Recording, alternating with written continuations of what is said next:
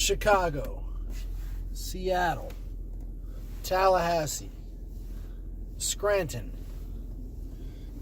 You can probably tell me which state each of those cities is in. The last one, probably only if you watch The Office.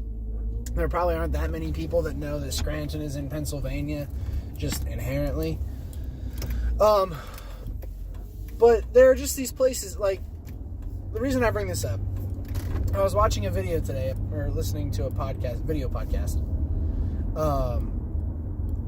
and the guy mentioned going to Star Wars Celebration, and it's in Chicago.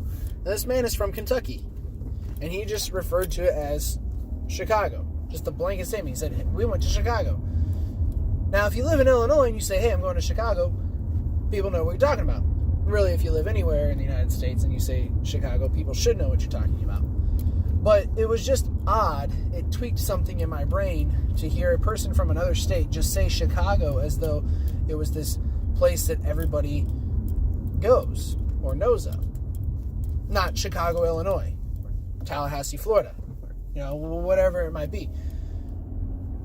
And that was really intriguing. There are some places that just, you don't have to clarify, even if there's more than one of them. Like if I said Springfield, probably two states come to mind. Springfield, Illinois, because it's the capital. Most people know their state capitals.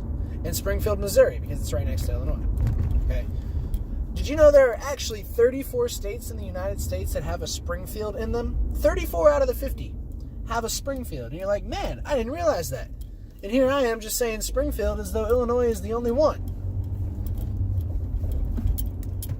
I think that's just intriguing to know that there are some cities in the entire United States, the entire country, that you can just say the name of one specific city within one of those 50 states, and people know exactly what you're talking about, and most people probably know where that city is, or at least could point to a general location. Like you give them a map of the state, and they could probably point to within a couple of, millimeters of where the city actually is, without even having lived there.